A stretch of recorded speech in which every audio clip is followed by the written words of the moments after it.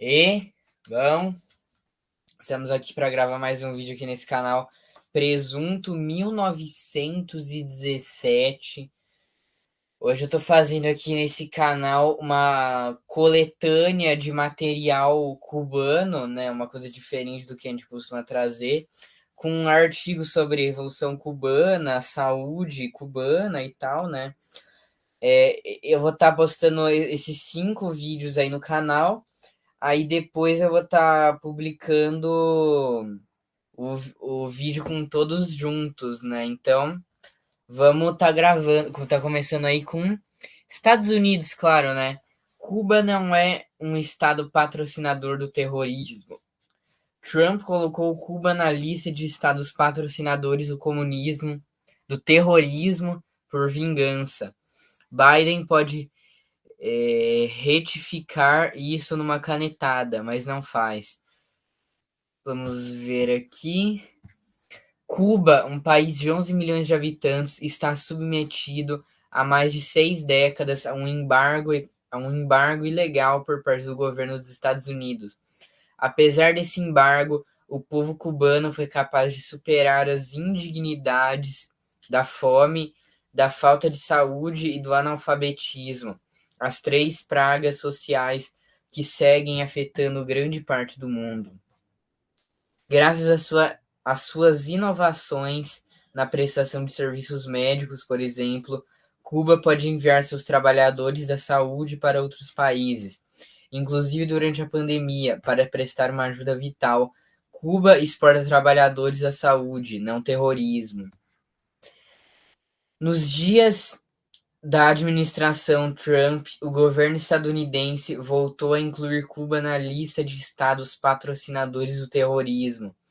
Esse foi um ato de vingança. Trump disse que isso foi feito porque Cuba acolheu grupos guerrilheiros da Colômbia, o que na realidade era parte do papel de Cuba como anfitriã das conversas de paz, assim como a China, né, entre Irã e Arábia Saudita, né. Cuba desempenhou um papel-chave para conquistar a paz na Colômbia, um país assolado por uma terrível guerra civil desde 1948. Tomou a vida de centenas de milhares de pessoas. Durante 2 anos, a administração Biden tem mantido a política vingativa de Trump, que castiga Cuba não pelo terrorismo, mas sim por promover a paz. Tem muita gente da própria esquerda que acha que o Biden é o justiceiro dos povos, é o cara que quer trazer a paz, entendeu? Mas o Biden não é tão diferente assim do Trump, né? Na verdade, os Estados Unidos nunca teve um governo verdadeiramente de esquerda, né? Os Estados Unidos têm 2 partidos na prática. O partido nazista, que seria os republicanos, quer dizer, na verdade, os republicanos defendem o nazismo, né? Porque tem realmente um partido nazista nos Estados Unidos, né? E tem os partidos, o partido que seria os liberais, a galera mais conservadora, né, que é os democratas, né, mas é tudo farinha do mesmo saco. Biden pode, em uma canetada, eliminar Cuba dessa lista. É assim tão simples. Quando era candidato à presidência, disse que reverteria as sanções mais duras de Trump, mas não fez. É o momento de fazê-lo. Bom, vamos aqui para a gente continuar nesse balaio de United States of America. Vamos aqui para bloqueio econômico. O bloqueio dos Estados Unidos a Cuba prejudica pacientes de ambos os países.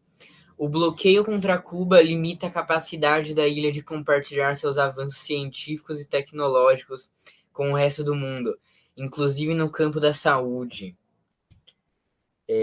Por algum motivo não está aparecendo a imagem da galera chegando na África do Sul aqui. Eu vou como é que abrir a imagem de uma nova guia aqui, ó, para vocês poderem ver. Galera cubana indo ajudar a galera na África do Sul, né? Porque a África do Sul é um país capitalista e tem pouco médico, né? Igual o Brasil. Os cientistas cubanos acreditam que as descobertas que fizeram nos setores de saúde e tecnologia deveriam ser usadas para melhorar a vida das pessoas, para além das fronteiras do país. É por isso que a ilha desenvolveu importantes parcerias médicas e científicas com organizações e governos ao redor do globo, incluindo México, Palestina, Angola, Colômbia, Irã e Brasil, mais, mais conhecido como Programa Mais Médicos, né? No entanto, essas colaborações são dificultadas pelo bloqueio, em vigor nas últimas 6 décadas, imposto a Cuba pelos Estados Unidos. No encontro Construindo Nosso Futuro, que reuniu jovens cubanos e estadunidenses em Havana durante novembro de 2022, os cientistas do Centro Cubano de Imunologia Molecular, o CIM, afirmam em uma apresentação que o bloqueio também prejudica o povo dos Estados Unidos. Com o fim das sanções contra Cuba, argumentam cientistas, o povo dos Estados Unidos poderia ter acesso a tratamentos que salvam vidas e que estão sendo desenvolvidos na ilha, especialmente contra doenças como diabetes, que ano após ano devasta as comunidades de trabalhadores nos Estados Unidos. Nos EUA, nos States. Uma cura para diabetes. Os cientistas cubanos desenvolveram uma vacina contra câncer de pulmão e um tratamento inovador contra diabetes. A Herbeprot-P, desenvolvido pelo Centro de Engenharia Genética e Biotecnologia de Cuba, que pode reduzir em mais de 4 vezes as amputações de pernas de pessoas com úlcera no pé diabético. O medicamento contém um fator de crescimento epidérmico humano recombinante, que, quando injetado nas úlceras do pé, acelera seu procedimento de cicatrização, reduzindo assim as amputações relacionadas a essa condição. No entanto, apesar do medicamento estar registrado em Cuba e em outros países desde 2006, os estadunidenses não podem ter acesso a Herbeprot-P. Segundo o Centro de Controle e Prevenção de Doenças dos Estados Unidos, a diabetes foi a 8ª causa de morte no país em 2020, tendo ceifado a vida de mais de 100 mil pacientes naquele ano. As úlceras nos pés se encontram entre as complicações mais comuns entre pacientes com diabetes, podendo evoluir para amputações nos membros inferiores. Seguindo um informe no Centro Nacional de Informação e Biotecnologia, todo ano são realizadas cerca de 73 mil amputações não traumáticas de extremidades inferiores em pessoas diabéticas nos Estados Unidos. Essas amputações são feitas a um ritmo desproporcional a depender da cor da pele e das pacientes, sendo muito mais frequente entre pretos e pardos que sofrem de diabetes. Muito destacam que a causa disso se encontra nas disparidades econômico-raciais e no racismo médico sistêmico. Inclusive, tem uma pesquisa aí que mostra que nos Estados Unidos, a maior parte das pessoas que morreram de Covid na pandemia eram homens negros e de baixa renda. Por quê? Porque eles tinham medo de chamar uma ambulância, eles estarem tossindo e tal, espirrando, desesperado, e eles chamarem uma ambulância, e daí eles não estarem com Covid e ficarem endividados o resto da vida, né? Esse é a Terra da Liberdade, né? Deixa eu ver o que é essa imagem aqui. Não tá carregando as imagens aqui. Ah, tá, entendi. Não tá carregando as imagens por algum motivo. Se você for nos bairros afro-americanos pobres, é uma zona de guerra. Você vê que as pessoas se movem em cadeiras de rodas, declarou o Dr. Jim Schrilinger, professor de medicina na Universidade da Califórnia, São Francisco. Segundo o artigo, as amputações são consideradas uma mega disparidade e superam quase todas as outras disparidades de doença por raça e etnia. Segundo diversos relatórios, a expectativa de vida de um paciente com amputação de um membro inferior após a diabetes se reduz consideravelmente. Os pacientes com amputações relacionadas à diabetes têm um alto risco de mortalidade, com uma taxa de sobrevida de 5 anos de 40% a 48%, independentemente da etiologia da amputação.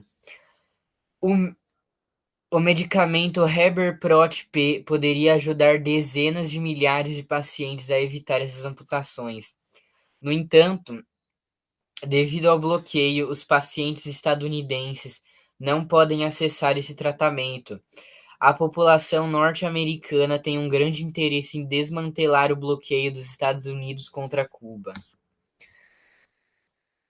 Então, após 5 anos pós-amputação, esse é o máximo que se pode viver, e nós estamos prevenindo que isso aconteça, diz Reidel Álvares Arzola, pesquisador no SIM, durante uma pesquisa à juventude cubana e estadunidense, durante a conferência em Havana. Isso também é algo que poderia unir nossos povos em Cuba e nos Estados Unidos para lutar para eliminar o bloqueio. A saúde cubana sob bloqueio. Talvez uma das conquistas de maior orgulho de Cuba seja um sistema de saúde de renome mundial, que prosperou apesar da devastação econômica e de um bloqueio de 60 anos. Após a queda de seu principal parceiro comercial, a União Soviética, em 1991, a ilha viu uma queda de 35% no seu PIB em 3 anos, experienciando blackouts e uma queda radical na ingestão calórica média. Ainda assim, apesar desses desafios, Cuba nunca deixou de lado seu compromisso de garantir acesso a uma saúde universal, a saúde universalizada, ou o acesso gratuito para todos à saúde de qualidade. É uma demanda antiga dos movimentos populares nos Estados Unidos, que nunca foi implementada em grande parte devido ao modelo baseado nos lucros da indústria de saúde e aos enormes interesses corporativos do setor. Lembrando, né, que os Estados Unidos é esse país que a população tem medo de chamar uma ambulância e ter que vender a casa para pagar, né? Se a pessoa machucar o dedo e ir para o hospital, ela tem que vender o carro, a casa, né? Mas e lembrando que é por isso que os Estados Unidos não tem SUS, né? Os Estados Unidos não tem uma companhia estatal de saúde, por isso que a saúde nos Estados Unidos é uma bosta, né? No Brasil, pelo menos, a gente tem SUS, né? Que está sendo desmantelado pelas políticas de sucateamento, principalmente no governo Temer e no governo Bolsonaro, mas o SUS está aí, né? Para atender as demandas da população, né? Enquanto outras nações estavam estabelecendo suas medidas neoliberais de austeridade, cortando drasticamente os serviços sociais públicos nos anos de 1980 e 1990, o gasto de Cuba com a saúde pública aumentou em 13% entre 1990 e 1994. Cuba aumentou com sucesso sua proporção médico-paciente para um médico para cada 202 cubanos, em meados na década de 1990. Uma estatística muito melhor que a proporção dos Estados Unidos, de um médico para cada 300 pessoas, de acordo com o censo de 2004. À medida que o bloqueio é por isso que na China, né, eles falam que o vírus chinês, não sei o que, eu chamaria de vírus estadunidense, né, porque na China morreram 5.000 pessoas de Covid-19 e nos Estados Unidos 1 milhão, né? Lembrando que a China tem muito mais pessoas que nos Estados Unidos, né? Então não vai usar isso de desculpa, né? À medida que o bloqueio inicia sua 7ª década, Cuba não apenas defende a assistência médica universal, mas também continua na vanguarda dos desenvolvimentos científicos em todo o mundo. Isso ficou evidente durante a crise de Covid-19, enfrentando a impossibilidade de comprar vacinas desenvolvidas por companhias farmacêuticas dos Estados Unidos. Em função do bloqueio, Cuba desenvolveu 5 vacinas. A nação não só alcançou seu objetivo de criar uma das vacinas mais efetivas contra a Covid-19, como também lançou a primeira campanha de vacinação em massa para crianças, dos 2 aos 18 anos, em setembro de 2021. Economia planificada é muito bom, né? Até o Laos cresceu, a economia do Laos cresceu na pandemia. O Laos, que é um país minúsculo, embargado, não tem acesso ao mar, não tem nada, cresceu na pandemia e os Estados Unidos não. Economia planificada, esse é o esquema, economia planificada. Compartilhar conhecimento sem restrições. Apesar de suas conquistas, a saúde pública cubana enfrenta sérias limitações que a colocam em risco. Em função do bloqueio econômico, o SIM, por exemplo, tem lutado para encontrar empresas internacionais dispostas a prestar serviços vitais para ele. Cláudia Plascencia, uma das pesquisadoras do Centro de Imunologia Molecular, explicou durante a conferência que o SIM tinha assinado um contrato com uma companhia de síntese genéticas alemã, que posteriormente desistiu porque havia assinado um novo contrato com uma empresa estadunidense. Eles não puderam continuar processando nossas amostras. Não puderam continuar fazendo negócios com Cuba, disse Plascencia. Arzola explicou como é virtualmente impossível comprar equipamentos top de linha em função das restrições comerciais do bloqueio. Um citômetro de fluxo é uma máquina que custa $250 mil. Mesmo que meu laboratório tenha o dinheiro, eu não posso comprar a melhor máquina do mundo que vem dos Estados Unidos. Todo mundo sabe disso, ele disse. Mesmo que assim fosse comprar uma máquina de um terceiro, ele não poderia usar o serviço de reparo dos Estados Unidos. Eu não posso comprar essa máquina, mesmo que tenha o dinheiro, porque não seria possível repará-la.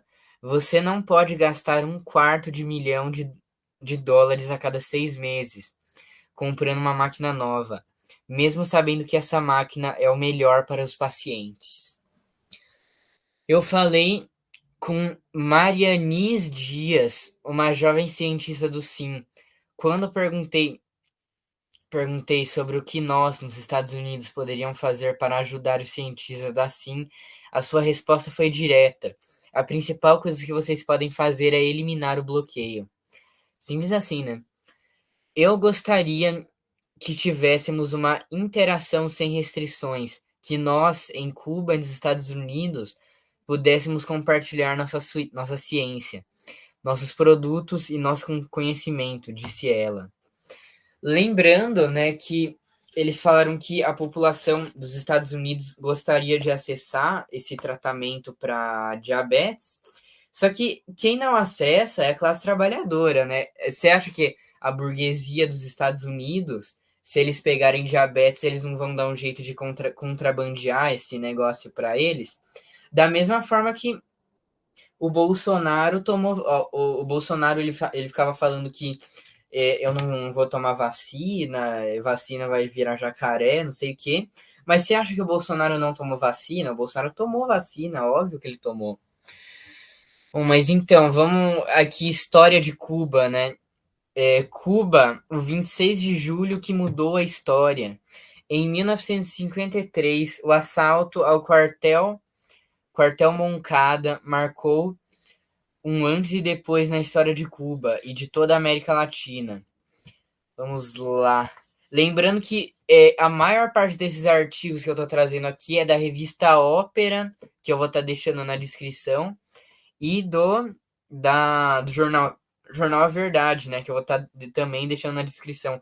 Todos os artigos que eu tô mostrando aqui eu vou deixar na descrição, né? Eu só não deixo da Brasil Paralelo, porque senão é dar palco, né? Poderia ter sido mais uma escaramuça da longa história de enfrentamentos entre grupos insurgentes e forças armadas da América Latina.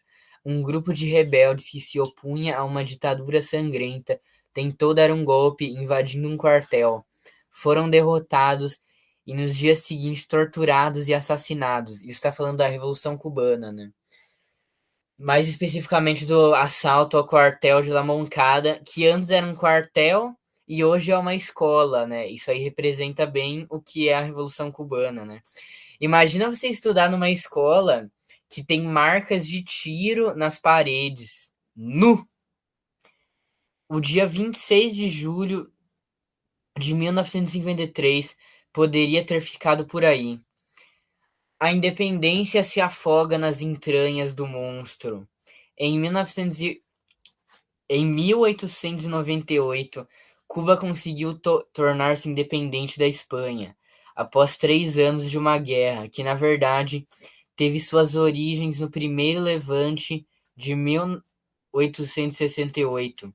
No entanto, pouco antes do povo cubano derrotar o colonialismo europeu, os Estados Unidos declaram guerra à Espanha e estabelecem uma democracia tutelada, que se alternou com governos ditatoriais e intervenções dos fuzileiros navais.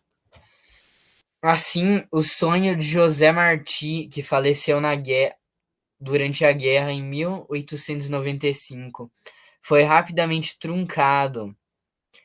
O poeta e revolucionário cubano havia escrito pouco antes de sua morte que lutava para impedir a tempo,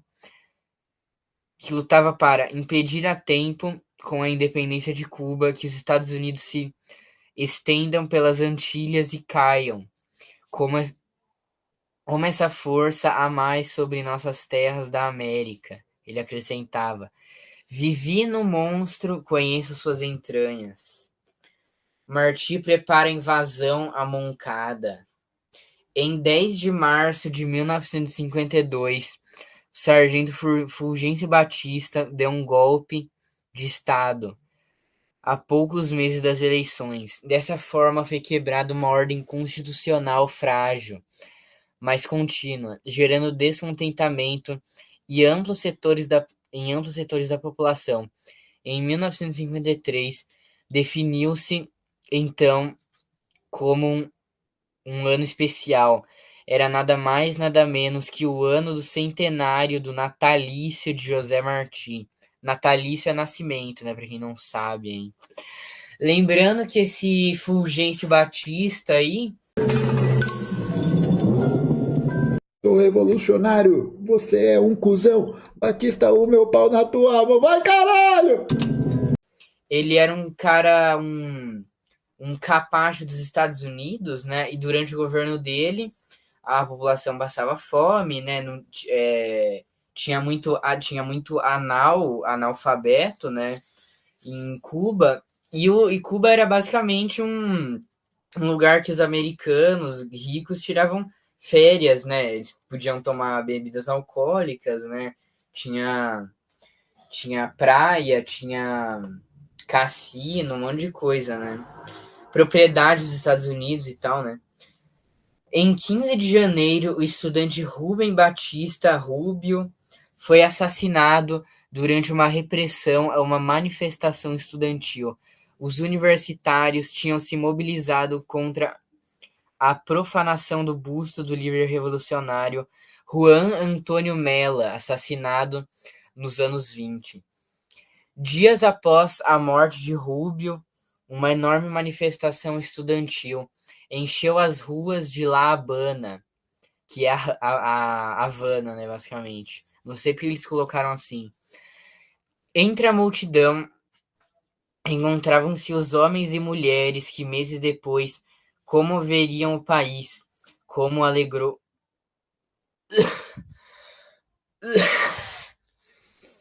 como alegou Fidel Castro. O ideólogo desse plano foi José Martí. De Siboney para o quartel. A 17 quilômetros do quartel de La Moncada, no centro de Santiago de Cuba, encontrava-se a Granja Cibol. Ali os combatentes alugaram uma pequena chácara, a qual atribuíram uma fachada como estabelecimento avícola, com exceção da direção do movimento. Ninguém sabia qual era o objetivo daquele translado a Siboney até o momento em que chegaram. O dia 26 de julho de 1953 foi um domingo, desde a noite de sábado. Isso aqui eu não sei porque eles colocaram. Foi um domingo desde a noite de sábado. Tá bom, né? Domingo veio depois de sábado, tudo bem. Homens e mulheres se prepararam. Não tinham bazucas nem morteiros. Possuíam alguns fuzis. Quase todos comprados em arsenais, já que muitos fingiam ser caçadores de animais.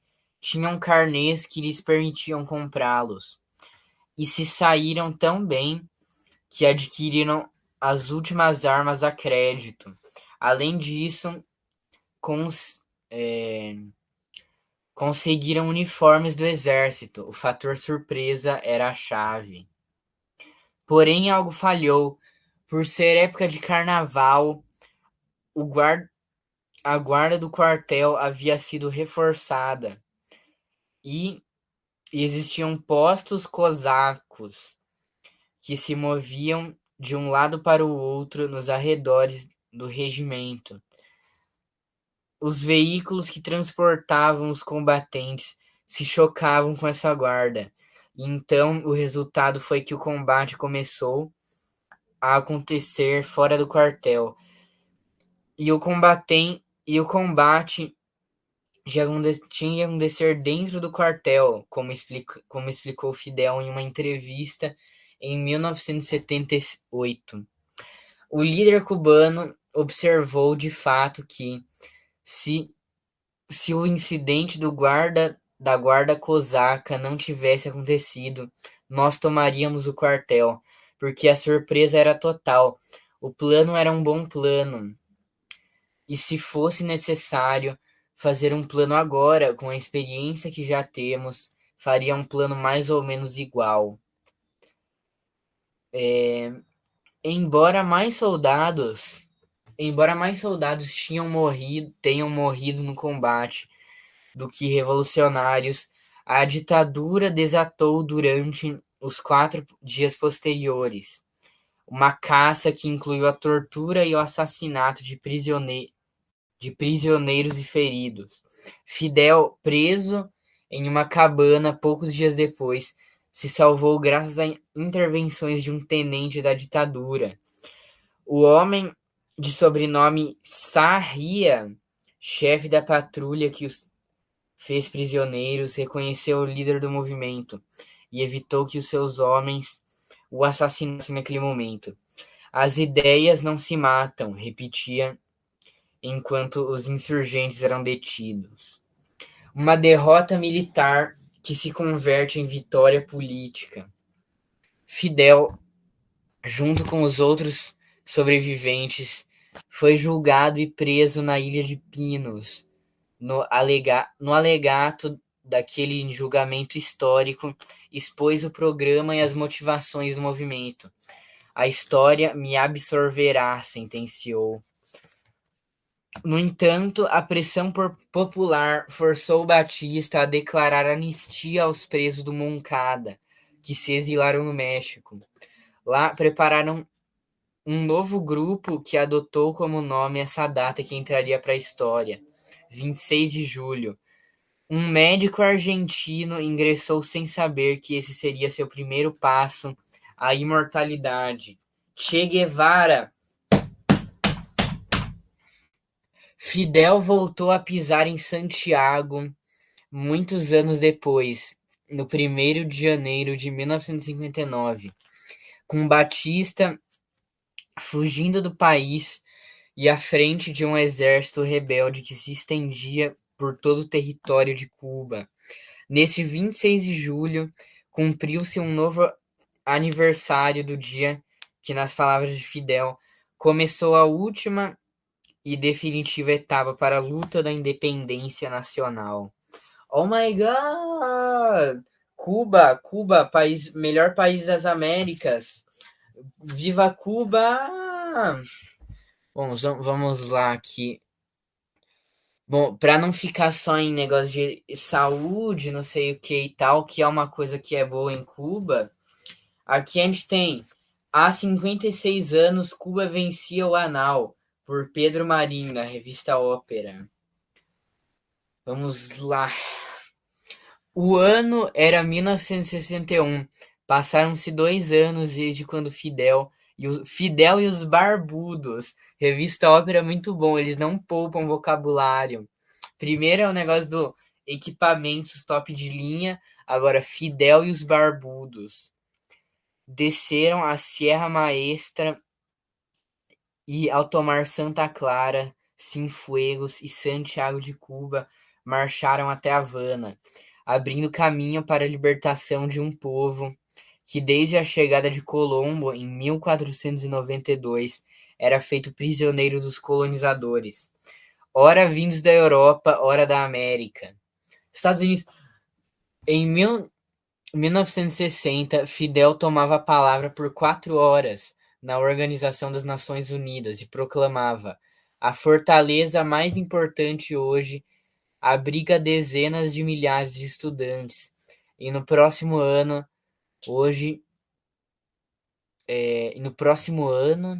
nosso povo pretende lutar a grande batalha contra o analfabetismo, com o ambicioso objetivo de ensinar cada habitante do país a ler e escrever em um ano. E com isso em mente, organizações de professores, estudantes e trabalhadores, ou seja, todo o povo, estão se preparando para uma intensiva campanha. E Cuba será o primeiro país da América que, depois de alguns meses, será capaz de dizer: não tem nenhum analfabeto. A cartilha adotada para a analfabetização deu-se o nome de Venceremos. De fato, venceram. Mas não foram poucas as dificuldades. Uma delas foi a propaganda contra-revolucionária. O mestre revolucionário Henrique Pineda Barnett descreveu quando cheguei no povoado de El Cilandro, os pais, os trabalhadores rurais, escondiam as crianças e diziam que os mestres iam levar suas crianças para a Rússia e fazer embutidos, converter em salame. Esse pânico parece fantasia, mas era sério. E os 23%, os 23,6% de analfabetos cubanos, de acordo com o censo de 1953, converteram-se em 3,9% após a campanha, em 22 de dezembro de 1961. Hoje, 99,7% dos cubanos podem ler e escrever. Cuba foi o único país a alcançar todas as metas para a educação estabelecidas para a Unesco nos últimos 15 anos. E lembrando, né, que em Cuba são 99,7%, mas em alguns lugares da União Soviética era 100%. Por exemplo, na Ucrânia e no Cazaquistão, 100% da população era alfabetizada. E isso durou até hoje. 100% da população da Ucrânia é alfabetizada. Do Cazaquistão eu já não sei, mas eu acho que sim, entendeu? Legado do socialismo, né? E criou um programa que ensinou 10 milhões de pessoas em todo o mundo a ler e escrever. Enquanto isso, nas décadas de 60, cerca de 45% da população brasileira era analfabeta. Hoje são 13 milhões, 8,3%. É isso, então. Educação cubana incrível. Se você ainda está com alguma dúvida de que a educação cubana é uma coisa extraordinária, né? A gente tem aqui, Cuba possui o melhor sistema educacional da América Latina, né, meu? Por, por Jornal A Verdade, né, meu? Vamos ver aqui.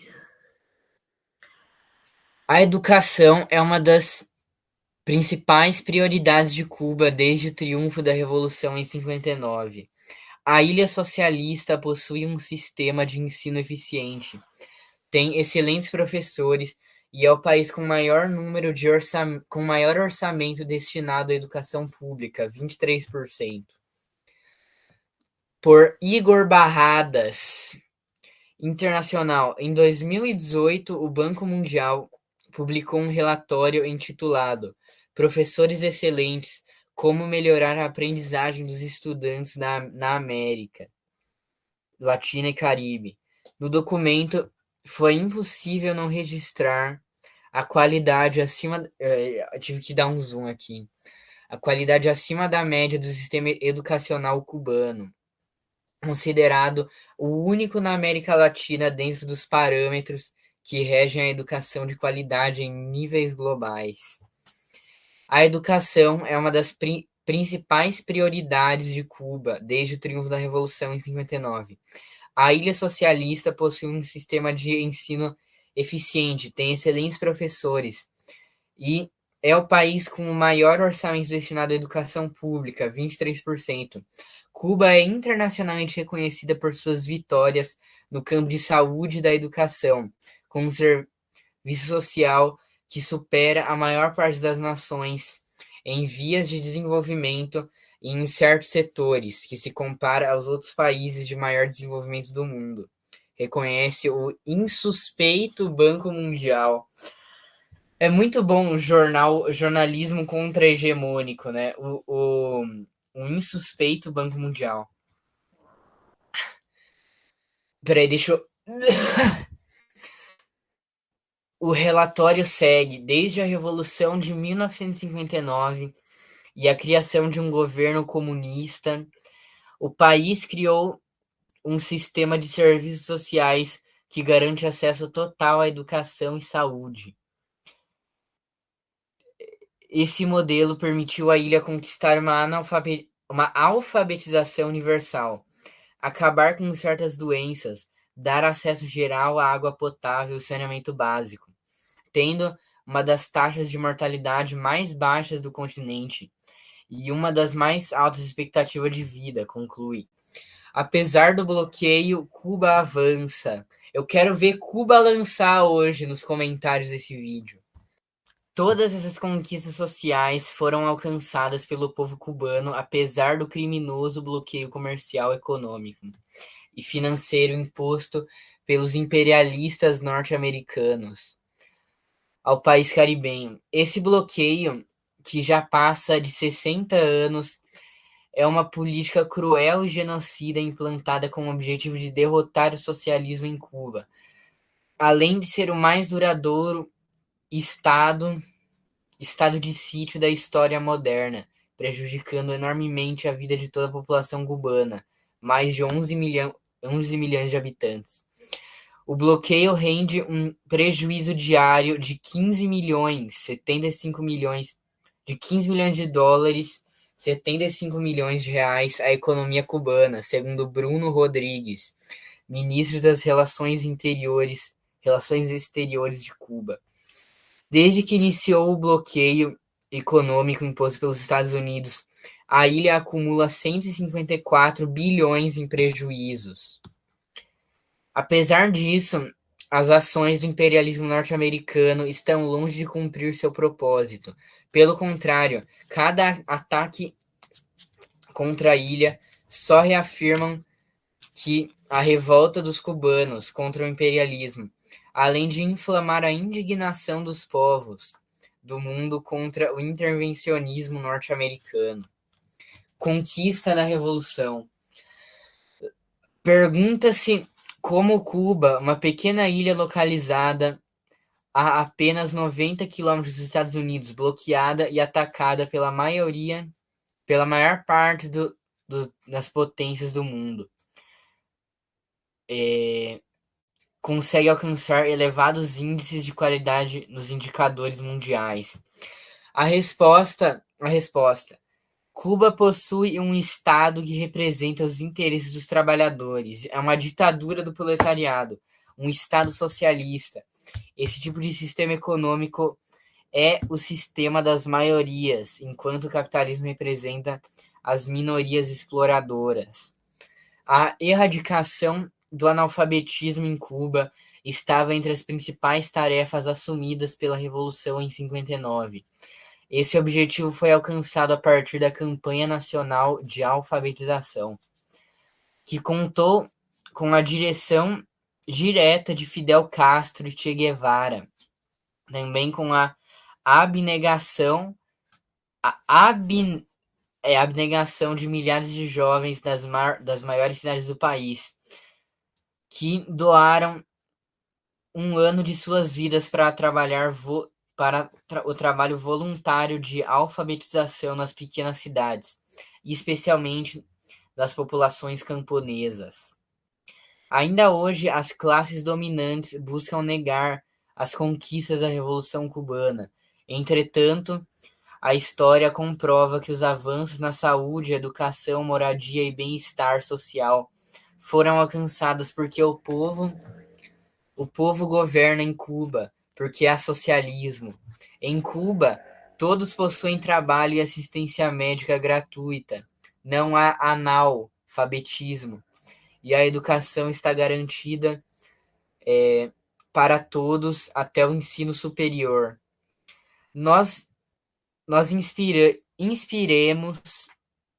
inspiremos no exemplo desse bravo povo que, com um caminho de justiça e firmeza revolucionária, enfrenta há décadas as dificuldades impostas pelos capitalistas e encerrou a dominação dos ricos sobre o país. Uma salva de palmas aí para a Revolução Cubana, Fidel Castro, Che Guevara, Camilo Cienfuegos, toda a galera aí que lutou pela Revolução Cubana, para que esse país se torne o que é hoje. E adiós! E viva a Revolução Cubana!